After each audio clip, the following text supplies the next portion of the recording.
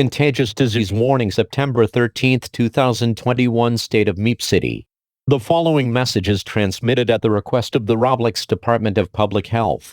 RDPH is tracking the possible outbreak of a new infectious disease.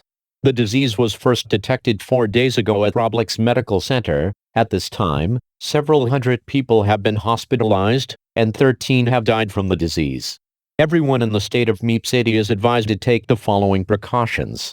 Practice proper hygiene, such as washing hands regularly and avoiding contact with people who have shown the following symptoms of the disease, which may include, but are not limited to, coughing, sneezing, headache, nausea, vomiting, and a fever of 104 degrees or higher. If you or a loved one experiences any of these symptoms, avoid contact with them and immediately call 119 as it is a highly contagious disease. Stay tuned to local news networks for further instructions by the government.